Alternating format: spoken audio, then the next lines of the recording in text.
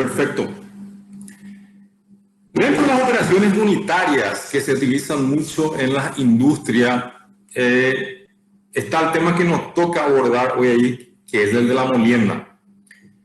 En la industria, no solamente, y como lo habrá mencionado la profesora Fátima, no solamente tenemos operaciones relacionadas con molienda, sino que también tenemos operaciones como, por ejemplo, la evaporación, en donde yo requiero justamente de evaporar o eliminar una cantidad de líquido de una solución que contiene un sólido que yo quiero finalmente concentrar, o sea, aumentar la concentración de una sustancia dentro de una solución, y para ello recurro al proceso de evaporación.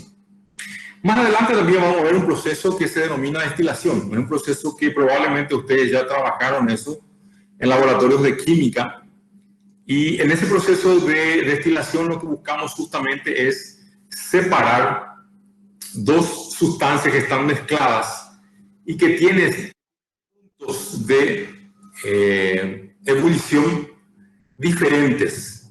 Basándonos en esa diferencia de puntos de ebullición de esas sustancias líquidas, yo puedo aplicar destilación justamente para separar los componentes, como es el caso, lógicamente, de la obtención de etanol. ¿Sí? El etanol lo tenemos en torres de destilación. Estas torres de destilación normalmente cuentan con una serie de platos, que vamos a ver más adelante justamente cómo funciona eso, y que esos platos justamente favorecen la separación del gas con menor punto de ebullición que va a subir por la columna, y por la parte inferior se va a concentrar el líquido que tiene menor punto de ebullición. O sea, por la parte de arriba, pero mayor punto de ebullición. Por la parte de arriba, entonces voy a tener el etanol, que el etanol va a pasar a un condensador, y de ese condensador voy a obtener el etanol líquido de 96%. En otras operaciones, como por ejemplo de la obtención de azúcares, yo también tengo justamente la necesidad de separar ese azúcar o esa sacarosa de la solución, y para ello recurro a la cristalización. ¿Cómo yo realizo ese proceso de cristalización en una industria, en esa operación unitaria? Del proceso de evaporación, yo evaporo el agua que contiene el caldo de caña de azúcar. Esa evaporación o esa concentración de la sacarosa en esa suspensión hace que aumente la viscosidad de mi jarabe o de mi solución. Entonces, voy a aumentar la concentración, por ejemplo, de 20 grados Brix hasta 60 o 65 grados Brix. En esta concentración elevada de sacarosa en solución, 65 grados Brix, yo consigo justamente promover la formación de cristales. Entonces, en el proceso de cristalización lo que hacemos es justamente sembrar unos cristales de sacarosa, y el proceso se da la formación de los cristales a partir de justamente esa concentración de sacarosa que sale del evaporador. También existen otras operaciones como son el secado y también otras operaciones como por ejemplo liofilización. Además de molienda tengo el proceso de tamizado, ¿sí? Una serie de operaciones unitarias que podemos seguir y que podemos justamente trabajar. Bien, entonces en el proceso de molienda, les pregunto a ustedes, ¿dónde ustedes creen que nosotros necesitamos hacer molienda en un proceso industrial?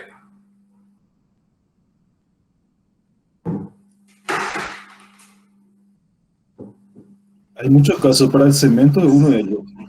Exactamente. El cemento justamente requiere una serie de procesos de molienda, y donde yo puedo incluir justamente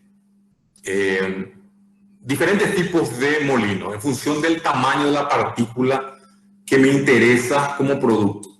Por ejemplo, en el caso de la molienda de cemento, como mencionaste, yo normalmente recurro a el mineral que voy a utilizar, que puede ser arcilla, puedo utilizar puzzolana y por sobre todo tengo caliza. Entonces una mezcla de caliza con arcilla van a dar el producto cemento.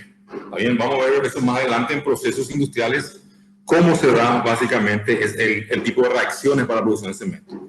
Pero ¿qué pasa? Cuando yo llega la caliza en la planta industrial de cemento, normalmente el tamaño de las rocas tiene más de 1 metro a 1,5 metros, incluso puede llegar a 2 metros de diámetro o de largor. Entonces, normalmente requiero hacer primero una molienda, una trituración gruesa, para que posteriormente yo pueda hacer una trituración fina y realizar la mezcla adecuada de los componentes que van a formar parte del cemento, en este caso la arcilla o la puzzolana y la caliza. ¿Está bien? Entonces yo necesito homogeneizar eso y uso otro método, otro molino, como el que ven en la figura, que es un molino de bolas que justamente promueve la formación de partículas de menor tamaño, ¿verdad? Mucho menos de 1 milímetro de espesor o de largura, o de diámetro. ¿Está bien? Entonces, un ejemplo, como dijeron, era el de cemento. También la producción de cal. Yo necesito romper o fracturar o quebrar esa piedra o esa roca caliza para realizar el proceso de obtención de cal. Por otro lado, también tenemos muchas aplicaciones de molienda en la industria de alimentos. Paraguay es un país agroexportador, ¿sí? Tiene agroindustrias y esas agroindustrias normalmente están relacionadas con la producción de harina, por ejemplo, la producción de almidón, ¿sí? Entre otros tipos de productos que pueden obtenerse del agro. En el caso de la obtención de harina, por ejemplo, de trigo, yo requiero de una serie de molinos de rodillos, principalmente, que van a justamente quebrantar o romper, ¿sí? El trigo para que podamos obtener la harina de ese material. La misma cosa en el caso de que yo requiera realizar una extracción de almidón de mandioca. O sea, necesito una serie de molinos especiales, tipo molino de martillo, que consiga formar una pulpa de mandioca y posteriormente se separa con agua o con otro método el almidón de mandioca en el proceso industrial. ¿Está bien? Bueno, pero básicamente, ¿qué es la reducción de tamaño? O sea, la reducción de tamaño, como lo indica, es una operación unitaria en la que me interesa reducir el tamaño medio original de unos sólidos, ¿cierto? Y en donde yo normalmente aplico una serie de fuerzas, una fuerza de impacto, de compresión o de abrasión, ¿sí? Para justamente obtener partículas de menor tamaño, ¿verdad? Esa operación normalmente confundimos mucho, se puede utilizar también la trituración como molienda. Generalmente se habla de trituración o quebrantamiento cuando yo hablo de mayores tamaños de material sólido alimentado a mi molino, ¿sí? Y cuando yo trabajo partículas muy pequeñas, o sea, ya parto de partículas de, por ejemplo, 2.5 centímetros, y yo quiero moler eso y obtener polvo de eso, normalmente me refiero más a molienda. Sin embargo, van a encontrar ustedes en la literatura que la profesora Fátima entregó para ustedes, que justamente se pueden encontrar, o se pueden denominar trituración como molienda o molienda como trituración también. O sea, no hay ningún problema en ese sentido. Solo que tenemos que entender que hay una trituración gruesa y hay una trituración fina, o una molienda gruesa y una molienda fina. ¿Está bien? Estamos viendo aquí justamente un quebrantador, en donde se ingresa o se nota el ingreso de piedras, en este caso de rocas, dentro de ese molino, ¿sí? Y en este caso existe una porción de una parte de ese equipamiento que tiene unas placas fijas, ¿verdad? Y por otro lado tengo un volante o una rueda que va justamente a mover una mandíbula, que es esto que está aquí, que va a mover la mandíbula contra la superficie o las placas fijas. Entre ambas superficies, entre la mandíbula y la placa fija, va a ingresar justamente la alimentación del material sólido que me interesa quebrar, y por un extremo inferior voy a separar la partícula en el tamaño que me interesa.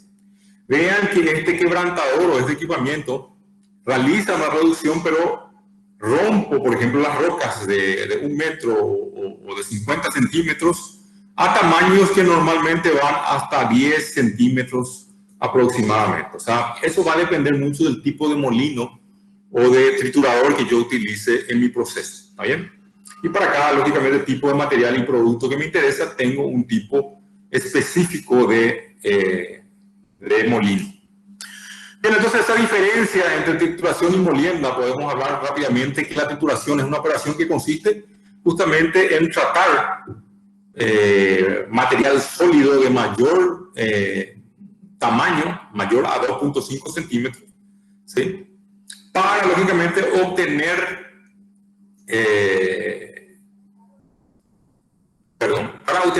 partículas de menor tamaño. O sea, la idea es alcanzar tamaños superiores a 2.5, pero inferiores, por ejemplo, a 1.5 metros. O sea, parto de una roca y reduzco hasta 2.5 centímetros de espesor o de diámetro. ¿Está bien? Ya en el caso de la molienda, el producto que se obtiene tiene una dimensión menor a 2.5, normalmente llego a alcanzar polvo, ¿sí? Y alcanzo incluso, dependiendo del tipo de molino que utilice, tamaños inferiores incluso a 1 milímetro. ¿Está bien? Bien, ¿por qué se da ese quebrantamiento o ruptura justamente o fragmentación de los materiales sólidos? ¿Quién me puede decir por qué se da? Sabemos justamente que existen fuerzas de compresión, cizallamiento, corte que van a afectar justamente nuestro proceso. ¿Pero por qué se da eso? ¿Por qué creen que se está dando ese proceso?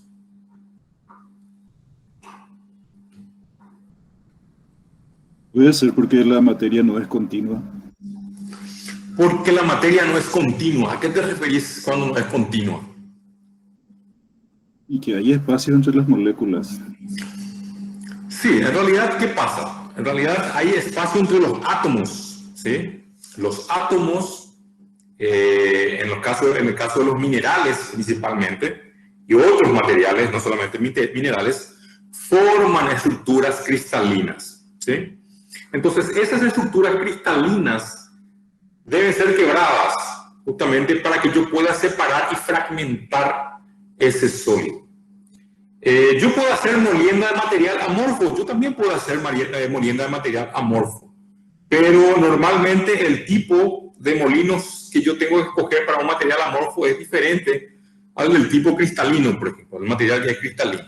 Entonces, esa estructura cristalina justamente va formando, ¿qué cosa? Capas de cristales. Entonces, lo que yo necesito hacer es romper, ¿sí? Quebrantar y ejercer una fuerza sobre esa superficie para que esto se rompa y se fragmente.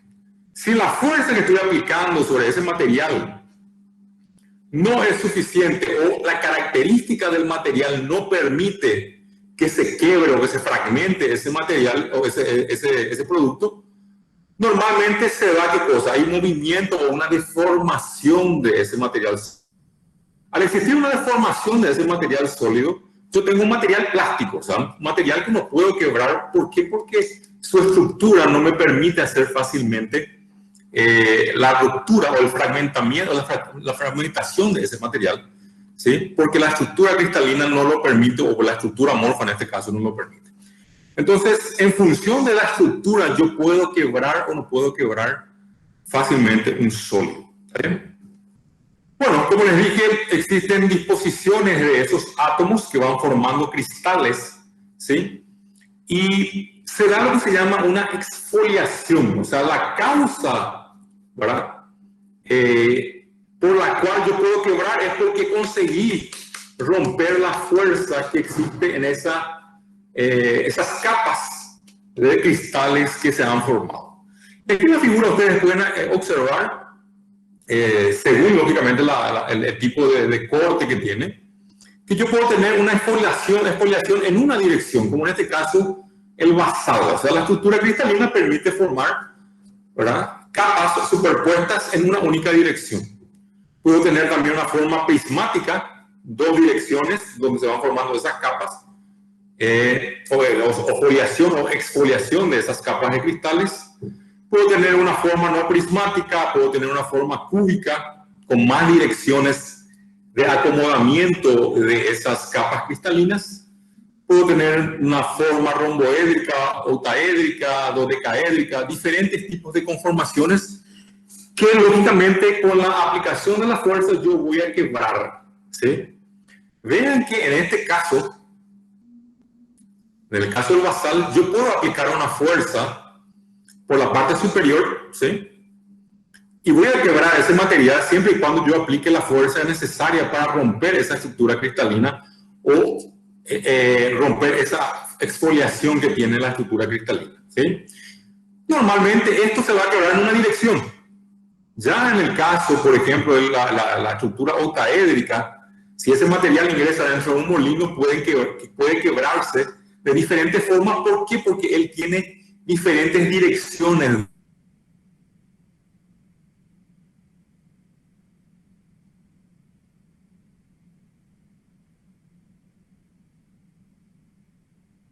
¿Está bien? Bien. Una cosa que van a ver.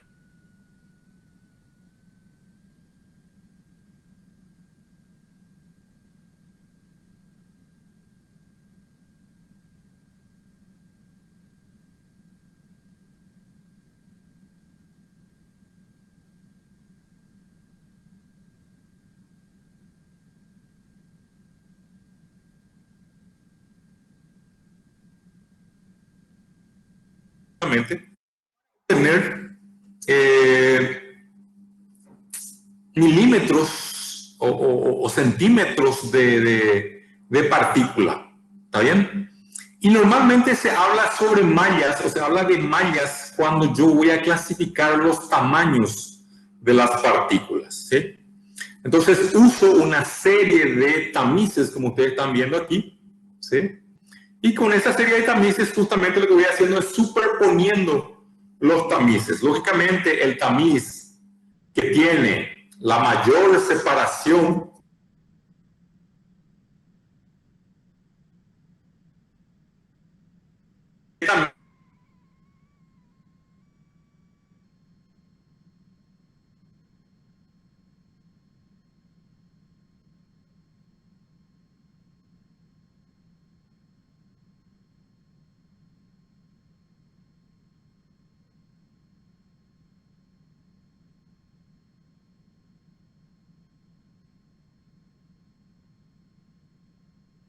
esa serie de tamices, y finalmente en la parte inferior tengo un colector que recoge lo más fino que hay de ese material. Y en cada uno de esos tamices hay una proporción de sólido que está justamente entre el tamaño del tamiz superior y el tamaño del tamiz inferior. Entonces, cada malla o tamiz, dice, es representado por un número que indica la cantidad de hilos cruzados por pulgada cuadrada.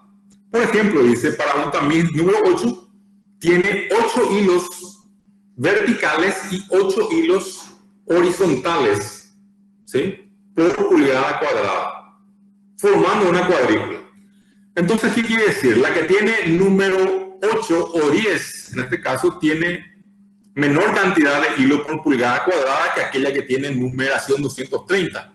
O sea, en este caso, una de 200 o 230 significa que hay 200 hilos verticales y 200 hilos horizontales formando la malla. ¿Está bien? Bien, aquí ustedes ven una escala de tamices de tipo estándar de Taylor. Esa escala de tamices básicamente se basa en una abertura de 200 mallas. O sea, tiene una abertura entre las mallas de 0,029 pulgadas o 0,074 milímetros, ¿cierto? Y estas 200 mallas, ¿tá?, dejan pasar partículas lógicamente inferiores a 0,074 milímetros, ¿cierto? Bien, ¿por qué y para qué hago yo eso? O sea, cuando yo hago mi proceso de molienda, ¿sí?, especialmente cuando hago molienda fina, yo necesito clasificar y ver cuál es el rendimiento de mi proceso, o mi etapa, o mi operación unitaria de molienda. O sea, es necesario saber eso, porque con eso se pueden ajustar justamente las aberturas que yo le doy a mi molino para la entrada de la alimentación. En algunos casos, la entrada de alimentación a esos molinos es fija, ¿sí? Y yo puedo separar o abrir más la abertura de salida, con lo cual justamente limito el tamaño de esa partícula. ¿Está bien?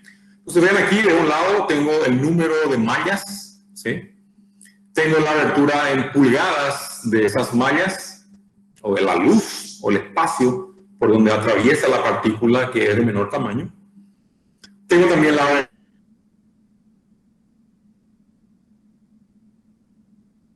aproximada en fracciones también. O sea, eso es la forma en que se presentan normalmente las tablas, o las tablas de series de tamices. ¿Ok? Y por otro lado tengo justamente el diámetro del alambre o del hilo que permite esa separación. Estas mallas pueden ser de metal, pueden ser de cobre, pueden ser de acero inoxidable, por ejemplo. ¿Sí? Normalmente es lo que se utiliza es de cobre o de inox en las industrias. Va a depender también del tipo de material que vamos trabajando, ¿no? Y así como la molienda puede hacerse en molienda húmeda y molienda seca, el tamizado también se puede hacer por molienda húmeda y por tamizado seco o húmedo. Generalmente se trabaja en tamizado seco porque se dificulta mucho más el paso de las partículas cuando lógicamente están humedecidas. ¿Preguntas hasta aquí, señores? Bien. ¿Cuáles son los factores que yo debo considerar en la molienda? Son varios, ¿sí? Por sobre todo me interesa la dureza del material que yo voy a trabajar. Por aquello que hablamos sobre la estructura cristalina. O sea, un material cristalino es mucho más fácilmente fragmentable de que un material que tiene una porción de estructura cristalina y una porción de estructura amorfa en su composición o en su estructura general. Entonces, me es mucho más fácil trabajar justamente materiales que tienen una estructura cristalina, y dependiendo de la dureza que tiene o que proporciona esa estructura cristalina, yo puedo aplicar un tipo de fuerza, ¿verdad? Y utilizar un tipo de molino específico. Lo mismo se aplica para el caso de la elasticidad del material, o la resistencia que ese material tiene a la compresión, al corte, al cizallamiento, por ejemplo. Eso va a influir también sobre el tipo de molino que voy a utilizar. Y la capacidad de dividir ese material. O sea, hay materiales que son muy grandes, que cuestan dividir o separar en las canteras. Entonces, ¿cuán dividido está eso? Va a decirme cuál es el tipo de abertura, qué tipo de molino yo voy a utilizar. Y pues sobre todo la abrasividad del material también es importante. ¿Por qué? Porque la abrasividad va a ayudar justamente, material con material dentro de un molino, a quebrar o fragmentar también ese material sólido. El problema con la abrasividad de los materiales es que eso afecta mucho también la estructura propiamente del molino que estamos utilizando en la industria. Dice que cuando el mineral se rompe sin seguir las normas de foliación, o que aquello que vimos anteriormente, se dice que el material se fractura. O sea, yo tengo la forma de la foliación, si esa foliación, que la fuerza que ejerce hace que se mueva la foliación, pero no se rompa, yo no tengo fractura. Lo que necesito es que esa foliación se pueda romper y pueda fracturar justamente el material. Si no, ese material se va a estar deslizando con la fuerza que le voy aplicando, ¿sí?, sobre los planos de foliación, y no voy a tener esa fractura que es de mi interés. Dice, normalmente todos los aparatos que utilizamos en la industria para la molienda tienen, lógicamente, varias fuerzas que están interviniendo dentro de ella. Por ejemplo, la de impacto, la de cizalla, ¿sí?, la de corte y, lógicamente, la de compresión. En algunos casos vamos a encontrar todas estas fuerzas que están actuando dentro de nuestro proceso de molienda, o va a depender, lógicamente, En algunos molinos, por ejemplo, voy a tener mucho más predominancia de un tipo de fuerza, por ejemplo, la compresión en el caso del molino de martillos o de mandíbulas que les mostré anteriormente. ¿Está bien? Preguntas hasta aquí, señores. Seguimos entonces. La operación unitaria de molienda justamente requiere o utiliza diferentes tipos de impactos o de fuerzas de corte, de impacto, frotamiento y compresión para realizar esa molienda. En el caso de la operación de los equipos deben ser justamente operados y deben ser considerada la capacidad de operación o la capacidad de molienda que tienen esos equipos y por sobre todo el tamaño de la partícula, ¿sí? O sea, tengo que ver justamente el tamaño de la partícula que ingresa o se alimenta a los molinos, como también el tamaño de la partícula del producto que me interesa, ¿sí? Una cosa que es muy importante que debemos recordar es justamente la eliminación de calor. En algunos productos, por ejemplo, en productos alimenticios, se requiere que los molinos estén enfriados, pueden ser enfriados por aire o pueden ser enfriados por agua, ¿sí? Lógicamente esa agua va encamisada dentro de tubos, con lo que se permite reducir la temperatura dentro del equipo de molienda. Esa eliminación de calor justamente evita que, por ejemplo, los productos alimenticios se descompongan durante el proceso de molienda y se afecte la calidad del producto final. Entonces, yo necesito controlar justamente esa temperatura, por ejemplo, cuando realizo la molienda de harina, ¿sí? O otro tipo de alimentos. Los tipos de equipos que yo puedo utilizar son varios, o sea, diferentes tipos de trituradores, puedo utilizar molinos, cortadoras y molinos finos. Eso va a depender justamente del tamaño, o sea, la reducción a la que yo quiero llegar. ¿Está bien? Los trituradores justamente tienen un tamaño mucho más grueso, hasta 350 milímetros. ¿Sí? Después tengo molinos de reducción intermedia hasta de 6 a 150 milímetros. Cortadoras de 2 a 10 milímetros y reducción ultra fina, ya hablamos de micras de 1 a 50 micras aproximadamente. O sea, va a depender del tipo de molino y el tipo de producto que me interesa alcanzar. Hay una clasificación un poco más general, ¿verdad?, de estos molinos o de estas maquinarias de trituración y molienda que justamente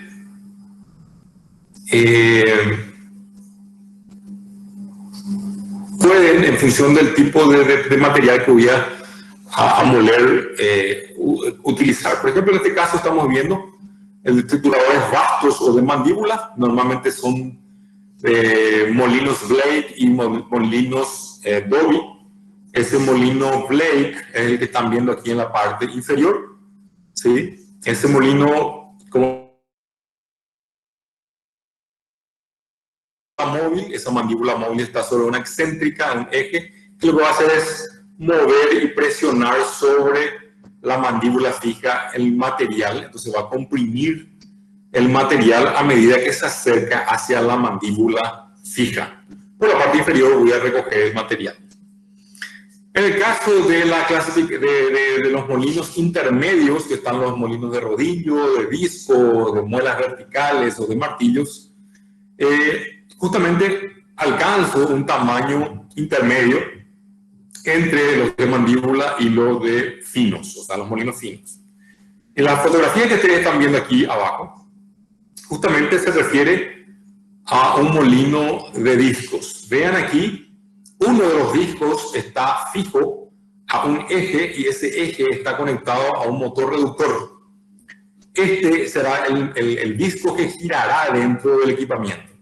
Por otro lado, vean aquí, hay una especie de bisagra, una especie de puerta, sobre él está descansando el disco fijo. Entonces yo tengo un disco fijo y un disco móvil, y posteriormente yo junto esos discos y dejo un espacio muy pequeño, una luz, le llamamos luz a ese espacio, muy pequeño entre los discos, normalmente 2 o menos de 2 milímetros de espacio.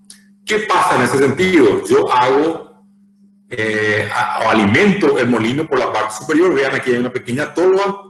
El material sólido ingresa por la parte central y queda entre los discos en el espacio de 2 milímetros o 3 milímetros. A medida que el disco va girando, ese disco va promoviendo justamente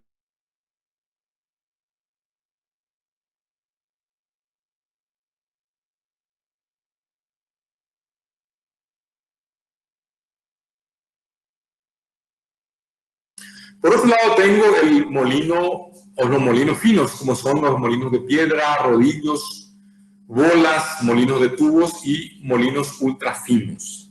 Este tipo de molinos, vean aquí, tienen justamente en su interior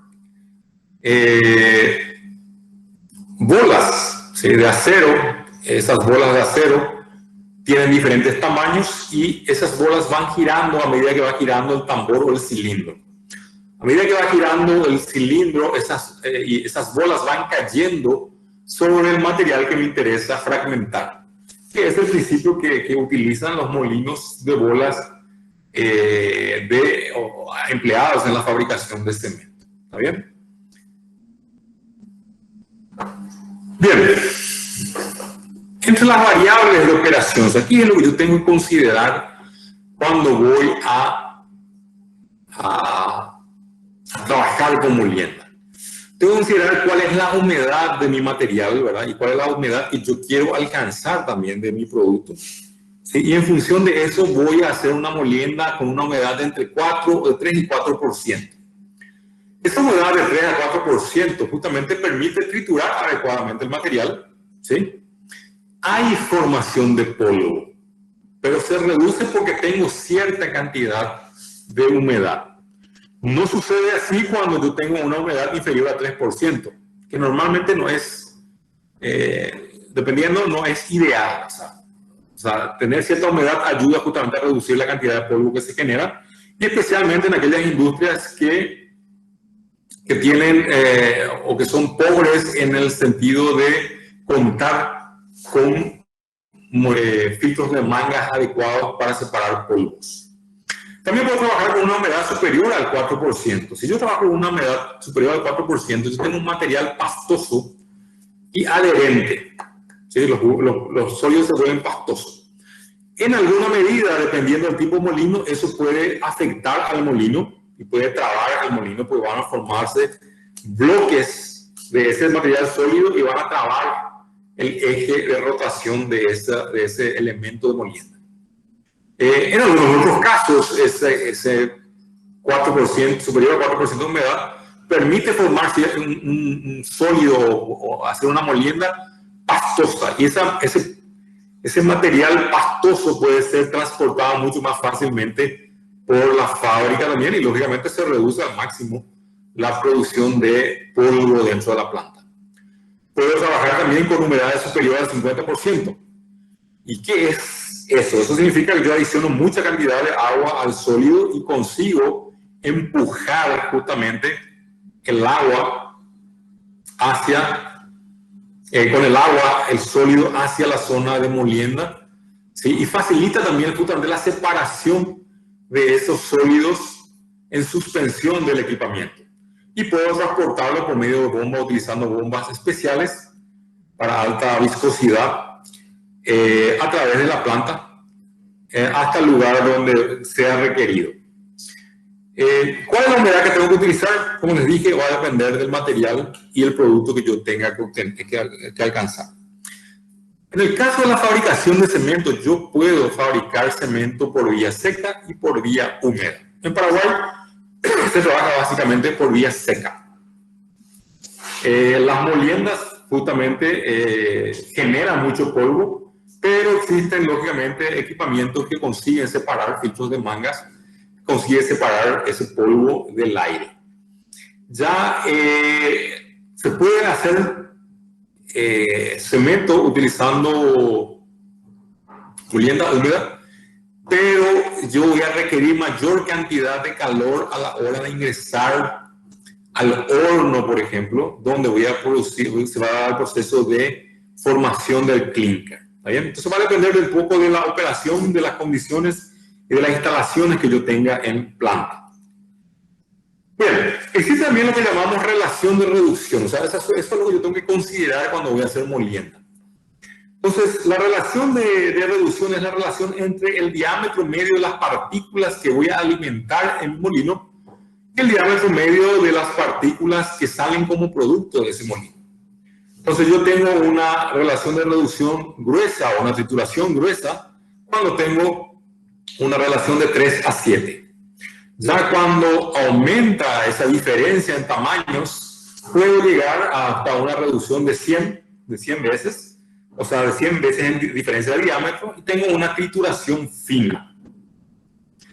También puedo tener diferentes tipos de alimentación. Tengo una alimentación que puede ser libre y tengo una alimentación obstruida. ¿Qué significa alimentación libre?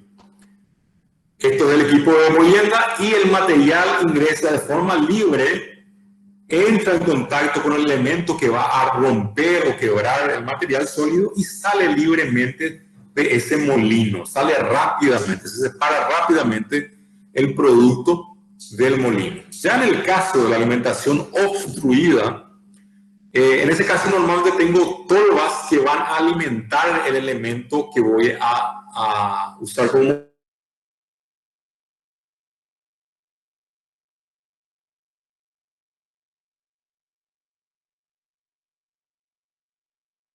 pasa, va entrando lentamente dentro del molino, ¿sí? Hay una alimentación obstruida justamente.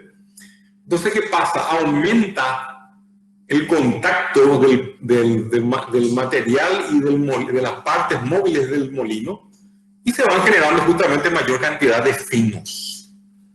En algunos casos, esa alimentación obstruida puede llegar a obstruirse completamente y se dificulta mucho justamente la operación del equipamiento. En algunos otros casos es beneficioso, ¿por qué? Porque la alimentación obstruida permite justamente obtener más cantidad de finos en el proceso.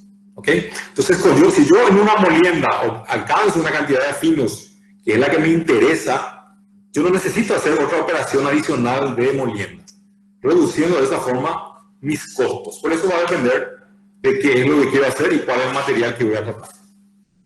También puedo tener otros tipos de operación, ¿verdad? Tengo tipos de operación en circuito cerrado y en circuito abierto. El circuito cerrado es justamente aquel donde se hace, después de la molienda, la clasificación, o sea, la separación por tamaños. Entonces, ¿qué pasa? Cuando pongo una malla después de mi molienda, tengo un grueso que quedó retenido en el tamiz y un fino que pasó o el aceptado. El rechazado o el grueso que quedó sobre el tamiz es recirculado al molino nuevamente. Entonces tengo un circuito cerrado. Un circuito abierto ya, por otro lado, no existe. Hay rechazo, o sea, hay una clasificación, una separación de los sólidos, pero el rechazo, el residuo que se quedó en el tamiz no es recirculado al molino. Entonces tengo lo que es circuito cerrado y circuito abierto. Y aquí ustedes pueden ver la imagen de un circuito cerrado. Tengo un molino de bolas, tengo el clasificador, por la parte inferior del clasificador tengo el material aceptado y el rechazo que quedó en el tamiz es recirculado a un separador de conos y de ahí cae justamente para ingresar nuevamente al molino. Ya en el circuito abierto no tengo esa recirculación de material. ¿Se entiende hasta aquí, señores? ¿Alguna pregunta?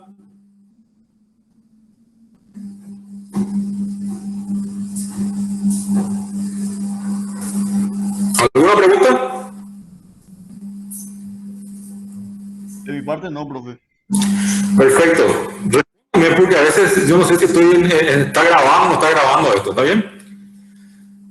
Bueno, vamos a hablar entonces ahora de los trituradores o quebrantadores de mandíbula. El quebrantador Blade que estamos viendo aquí, este quebrantador justamente Ya habíamos mencionado que se clasifica o se caracteriza porque tiene dos mandíbulas, una de las mandíbulas fija y la otra mandíbula móvil. Esa mandíbula móvil está justamente sobre una excéntrica y un volante, ¿verdad?, que activa o mueve un eje central.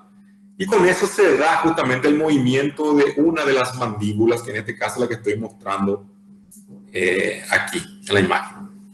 Vean que aquí, por otro lado, se está observando que existe una especie de resorte. Este resorte lo que hace es justamente, en caso de que el tamaño de la partícula o el sólido que ingresa es muy grande y no consiguió romperse, y para evitar que se trabe la mandíbula, este resorte justamente hace que se mueva un poco la mandíbula y permita la salida del mineral o el material por la parte inferior. ¿Está bien? Entonces, una ventaja de este equipamiento es justamente que tienen ese sistema de resorte que pueden evitar que se trabe el material. Entonces, el material ingresa por la parte superior, como estamos viendo aquí, y las placas de esas mandíbulas normalmente son onduladas, ¿verdad?, o son irregulares en su superficie, que justamente son hechas de esa forma para justamente favorecer la molienda o la compactación o el impacto sobre ese sólido determinado. ¿Está bien? Entonces, este es el tipo de quebrantador tipo Blake. También existen otros tipos como el quebrantador tipo Doggy, que es básicamente similar al Blake porque tiene también dos mandíbulas. Ustedes están viendo aquí una mandíbula fija, ¿sí?, y una mandíbula móvil. También hay una excéntrica, hay un volante que va moviendo esa mandíbula móvil, pero difiere del molino Blake, que está aquí al lado, justamente en la parte inferior o en la parte de la salida del material. Vean aquí. Aquí hay un apoyo de la mandíbula móvil. La mandíbula móvil se apoya en esta base. Aquí hay apoyo. O sea, esto es lo que se está moviendo. ¿Ok? Ya en el caso del Doggy, vean cómo es el apoyo, es por la parte superior, ¿ok?, de esa mandíbula. Y una desventaja también de esta disposición del Doggy es que justamente dificulta mucho en caso de que haya tamaños de partículas muy grandes que traen esas mandíbulas, ¿verdad? Y entonces en ese caso cada tanto hay que parar el equipamiento. Este quebrantador de mandíbulas Doggy puede ser utilizado para materiales un poco más blandos o que son fácilmente quebrados, ¿verdad?, y que pueden dividirse fácilmente. ¿Está bien? Bueno, por otro lado existen los trituradores giratorios que justamente varían en su construcción. Varios constructores pueden hacer de una forma, un diseño diferente, pero básicamente consiste en una carcasa, ¿sí?, y en la parte central yo tengo un eje, y ese eje a su vez contiene una especie de cono. Vean aquí, un cabezal o un cono. Ese cono va girando, ¿sí? A medida que va girando el cono, también tiene un movimiento, ¿sí?, en la horizontal. Entonces va girando y se va moviendo en la horizontal, y el material ingresa por la parte superior, cayendo, ¿verdad?, en esta posición. Ese cono, ese cabezal tiene unas estrías que van presionando también. A medida que se va moviendo el cono y girando, el cono va presionando sobre una superficie fija que están viendo aquí. Con eso se consigue justamente realizar el impacto y romper el material. El material fino va a salir o va a caer por la parte inferior y va a ser retirado para ser utilizado en otra sección del equipo. Bueno, ¿cuál es la ventaja de este material? Normalmente este material es utilizado para rocas relativamente grandes, ¿sí? Y tienen finos que varían entre 10 y 15 centímetros aproximadamente. En la fabricación de cemento, la caliza normalmente antes de cualquier otra etapa pasa por un molino, y es un molino de tipo giratorio. ¿Está bien? Estos trituradores, tanto de mandíbulas como los trituradores giratorios, con abertura de 10 a 60 centímetros de salida, ¿sí? Puedo utilizar esta fórmula empírica para determinar la capacidad en toneladas por hora, donde L es la longitud de la alimentación dentro de ese quebrantador, ¿sí? Y ese es el perímetro de la circunferencia de los conos que voy a utilizar, por ejemplo, cuando uso trituradores de cono dentro de esos molinos. ¿Está bien? Es una fórmula empírica que me da justamente la cantidad de toneladas por hora que puede procesar ese molino. En esta tabla rápidamente vemos en la primera columna el tamaño del orificio de la alimentación, ¿sí? Por ejemplo, vemos que es 20 por 68 pulgadas el tamaño de la abertura de la alimentación. Tengo que el tamaño del orificio de descarga es 3 pulgadas y media, ¿sí? Y tiene una capacidad de 152 toneladas por hora. Entonces, va a depender si hago un ajuste fino o un ajuste grueso para que yo pueda obtener mayor cantidad de toneladas por hora de material a quebrar. ¿Está bien? Entonces, cada fabricante va, lógicamente, a entregar un tipo de equipamiento en las condiciones que son requeridas según la alimentación que voy a dar a ese material. También existen otros tipos de trituradores, los trituradores de rodillo dentado, que están viendo aquí. Un rodillo dentado, ese rodillo o cilindro dentado va justamente a presionar o forzar o impactar el sólido contra una placa desintegradora, que es la que están viendo aquí en la imagen. Entonces, imagínense que esta es una prueba que está alimentando con carbón a ese molino. Entonces, la rueda va a girar, la rueda dentada gira, el cilindro dentado gira, el rodillo dentado gira, y va rompiendo justamente el sólido, y por la parte inferior también se va separando los finos. Por otro lado, aquí a la derecha tenemos otro tipo de molino, que es un molino de martillos, que generalmente se utiliza para materiales ligeramente más blandos, pero también puede ser utilizado para materiales duros como rocas. Y vean aquí el material que quiero quebrantar o romper está ingresando por la parte superior. Tengo un eje, sobre ese eje tengo una serie de un tambor en realidad, y dentro de ese tambor tengo una serie de placas o martillos que se van moviendo dependiendo de la posición que yo tengo del cilindro. Entonces, a medida que va ascendiendo, vean aquí, voy a tener la placa o el martillo que va a entrar en contacto justamente con el material que quiero romper, ¿sí?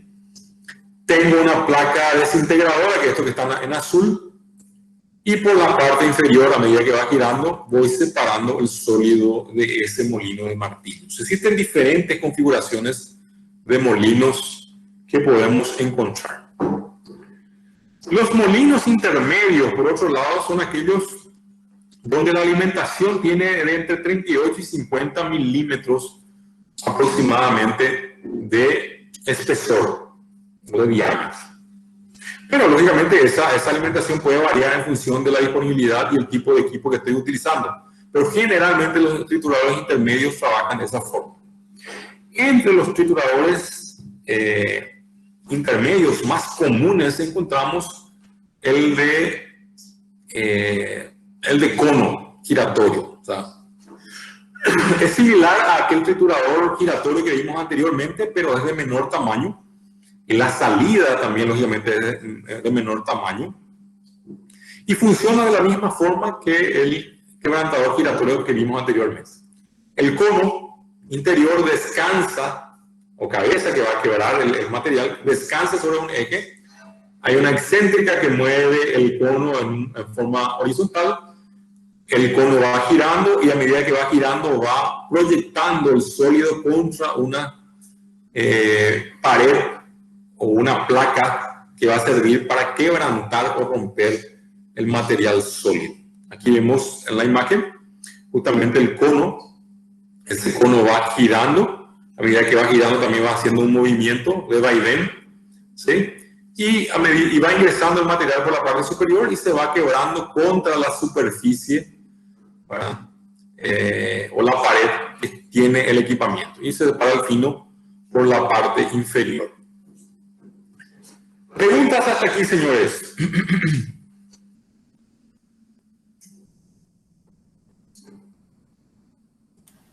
Ninguna, profe. Bueno. Sigamos entonces. Trituradores de rodillos. Los trituradores de rodillos son muy utilizados en la industria de alimentos, principalmente en molinos de rodillos en la fábrica, o procesadoras de arroz, de harina, de trigo, ¿sí? Si yo quiero hacer, por ejemplo, el famoso maní cuy que ustedes comen, ¿verdad? También puedo hacerlo con un rodillo un triturador de rodillo.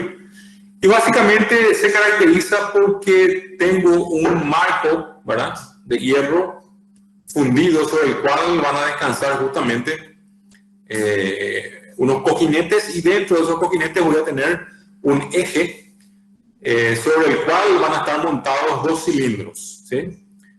Esos cilindros giran lógicamente en sentido opuesto, ¿sí?, uno de otro. Y con eso justamente lo que hacemos es conseguir el rompimiento, ruptura en realidad del material que va entrando por la parte superior, ¿sí? Y vean por aquí, por la parte inferior, voy separando el sólido triturado. Va a depender mucho justamente de la luz o el espacio que yo tenga entre los cilindros para promover mayor rompimiento o ruptura de ese material. No rompimiento, ruptura de ese material, y justamente de la separación de los rodillos voy a conseguir un tipo de tamaño deseado. Yo no puedo, ¿sí?, cerrar mucho mi molino, porque si cierro mucho, lógicamente el material va a quedar rebosando por la parte superior y no voy a conseguir la molienda. Entonces, las fuerzas que están interviniendo y el espacio o la luz que existe entre los rodillos son muy importantes a la hora de utilizar el triturador de rodillo. Entonces, este triturador está formado por dos cilindros, ¿verdad?, de diámetro similar, ¿sí?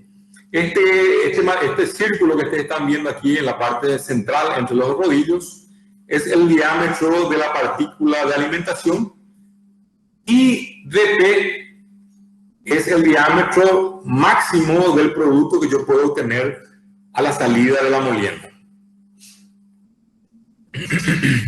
Entonces, ¿qué pasa? Dependiendo de cómo giran, o sea, de la fuerza que voy aplicando al girar, esos rodillos, como les dije, giran en sentido opuesto. Entonces, arrastran el material que yo quiero moler a ese espacio y van a forzar justamente la ruptura de ese material. El diámetro, como les dije, entre los rodillos se puede modificar esa amplitud, pero no puedo exagerar con los espacios justamente para poder controlar la molienda. Dentro de ese proceso de molienda con rodillos existen varias fuerzas. Existe una fuerza normal que es aplicada sobre el sólido, y existe una fuerza tangencial que también es aplicada en función de que va girando justamente el cilindro moledor. Entonces, la fuerza resultante entre la fuerza tangencial y la fuerza normal es la que va a permitir justamente de que el sólido pase a través de esos dos cilindros. ¿Está bien? Si la fuerza normal es positiva, ¿está bien?, eso va a justamente permitir que esa partícula pueda ingresar entre los dos vientos. Si esa partícula es positiva, resbalará en realidad el sólido, o sea, no va a poder ingresar ese sólido dentro de los cilindros, ¿verdad? O sea, si esa fuerza va hacia arriba, aquí estamos viendo que esa fuerza resultante va hacia abajo, entonces es negativa y consecuentemente va a arrastrar el sólido entre los dos cilindros. Si esa fuerza fuese horizontal o fuese positiva, o sea, apuntada hacia arriba, lógicamente se va a acumular mucho material en la parte superior y yo no voy a conseguir romper o realizar la ruptura de ese sólido. Bien, también existen otros tipos de molinos. O sea, estos molinos se diferencian de los otros porque tienen varias muelas o ruedas que son utilizadas justamente para moler el material. Por ejemplo, vean aquí, este es un ejemplo de molino vertical de cilindros. Cada uno de estos mangales, de estas mangas que están viendo aquí, tienen justamente una rueda o una muela que va girando. ¿Tá? Aquí hay otra muela que gira, aquí hay otra muela que gira, y a medida que se van moviendo y girando, justamente van promoviendo la ruptura del material. Este tipo de molino, como les dije, es un molino utilizado para la obtención de finos, muchos finos, y esos finos justamente se utiliza, o sea, se inyecta o se puede inyectar aire por la parte inferior. Esas partículas finas que se crearon o se generaron en la molienda van a subir hasta un clasificador que ven aquí es un cono, una especie de cono. Ese cono, si el material o la partícula es muy gruesa, va a chocar contra el cono y va a caer de vuelta para que prosiga el proceso de molienda. Ahora, si el fino o la partícula es muy fina, va a conseguir pasar ese cono y ser retirado por la parte superior del equipamiento. ¿Está bien? Entonces, las partículas que se retiran pueden tener, o sea, pueden ser inferiores a 2 milímetros aproximadamente.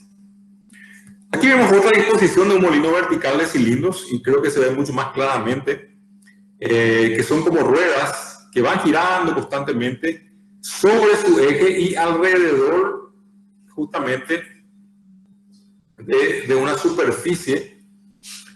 Esta superficie que están viendo aquí en la parte inferior es una superficie perforada. Hay una entrada de gas, que puede ser gas caliente o aire frío también, que pasa a través de la placa inferior, ¿sí? Y va levantando justamente el polvo que va generando esos rodillos moledores. Entonces el polvo asciende por este cono y las partículas finas de menor tamaño van a ser aspirados por la parte superior, o separados por la parte superior, y las partículas de mayor tamaño van a caer de vuelta a través de ese cono sobre la superficie para que continúe el proceso de molienda. ¿Está bien? Entonces, esta es una versión diferente del molino que vimos recientemente. ¿Okay? Vean que esto aquí, las ruedas están de forma vertical prácticamente, y aquí las ruedas están de forma horizontal sobre la superficie a moler. Aquí se puede ver mucho más claramente cómo funciona ese molino vertical de cilindros. Vean la superficie sobre el cual se va a realizar la fricción y la ruptura de ese sólido. Tiene una cantidad de orificios, ¿sí? Y a través de esos orificios que están viendo aquí como en forma de anillo, va a ascender el aire caliente o el aire que va a elevar la partícula fina hasta justamente el separador dentro del equipo. El material grueso cae de vuelta, el material fino es separado por la parte superior y ya pasa a otro proceso. Bien, preguntas hasta aquí, señores.